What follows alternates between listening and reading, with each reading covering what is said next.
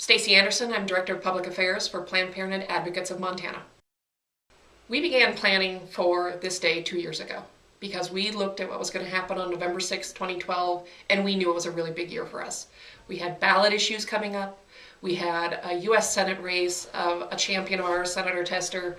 We were going to get a new governor no matter what we did, so we wanted to make sure we worked on a governor that was important to us, and that is Steve Bullock. And then all the races down ticket. We looked at 2012 and said we need to reclaim some ground that we lost in 2010 for Montana women and their families. We have done an enormous amount of work. We have been working, as I mentioned, 2 years already on this. We have been building the infrastructure, we've been training staff, we've been doing the research, we've been gathering the resources to get out there and tell the story about Montana women and give a reason to 80,000 women to come out and vote today. And that story is about equal pay. That story is about fairness and insurance. That story is about respecting our privacy, and that story is about supporting the families of Montana. And that has been direct person-to-person voter contact. It has not been flooding the airwaves with millions of dollars of ads. It is us talking to voters. It's us knocking on the doors. It's us making phone calls. It's us sending some mail and doing a little bit of radio. But what it is us talking to 80,000 Montana women voters and giving them a reason to vote. The 80,000 women voters that we targeted are actually in a little bit of two camps. One is there are supporters, and they range in age from 18 on up to 95. So they represent the full range of women who understand the importance of Planned Parenthood and the work we do. A huge section of that 80,000 are voters, women who trust Planned Parenthood but aren't necessarily inclined to go vote. They're more inclined to try to get to their job on November 6th or try to help get their kids to school on November 6th, and voting is almost a second thought. They had to have a reason to come out and vote. They needed to know what was at stake, and that's what we've been doing for over 2 years. This is the Planned Parenthood Advocates of Montana infographic on our investment in Montana. And as I said, it has always been about talking to people. It's not about buying their vote. It's about talking to people and giving them a reason to vote in Montana and giving Montana women a reason to show up at the polls today. We talked about a lot of mail going in from every candidate, a lot of issues, and really laying out what is at stake this election cycle. We also did an enormous amount of volunteer recruitment. This year alone, we have had 760 volunteers working with Planned Parenthood Advocates of Montana on our issues and on our campaigns.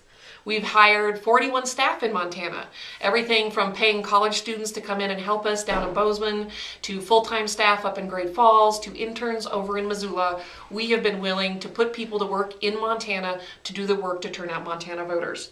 We've also done a ton of phone calls, which many apologies to the voters out there, but it's a real big part of how we talk to you. We can't always get you on the doors because you're working, you might be working 2 or 3 jobs, and maybe the phone call is the way we can talk to you about the issues that are important to us. But about 162,000 calls we've made this year, not only on issues, but also candidates and how important Planned Parenthood is to Montana. We have grown our social media presence, and this is the piece that's so important to talk to young voters, young women voters, really target our message to people who have cell phones that we can't call, who have a tendency to screen their calls when they do get a call on their cell phone, and this was a way for us to really reach out to young voters.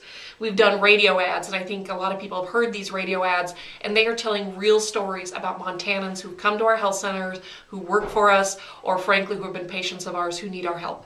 And then finally, we've knocked on doors. We have knocked on doors in every major community in Montana, from Havre to Billings to Missoula to Great Falls to Bozeman, and we've knocked on over 29,000 doors as of today, and we're not done.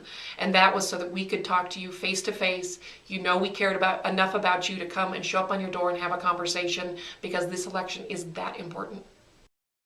The message that we have for our donors in Montana is that the work we've done, the investment we've made in this state, is well worth it. At the end of the day, we have grown our organization so much. We have so many more people who understand the depth and breadth of what Planned Parenthood does.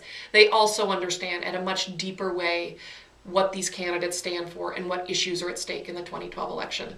Our donors made this happen, from the $5 donor, the $1 donor, to the $100 donor, and on up.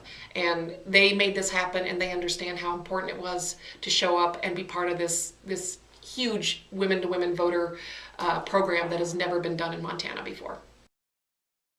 I think we're all looking at November 6, 2012 as a day that could go either way. All the elections that we care about are razor thin.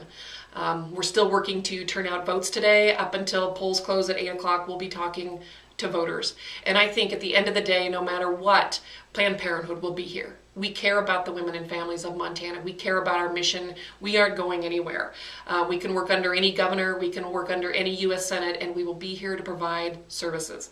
That being said, there's a big challenge ahead. People really need to think long and hard about what this election means if the fact that people talking to voters doesn't necessarily turn out the voters the way the attack ads on TV did. If you haven't voted yet, I have to tell you, polls close at 8. You need to be in line by 8 o'clock today at your polling location in your community and be ready to vote. There's lots of information out there. You just need to start at the top of the ticket and work on down. Vote for those candidates you know, and if you don't know an issue, it's okay not to vote in that race. But what is important is that you show up, you're counted, and your vote has meaning.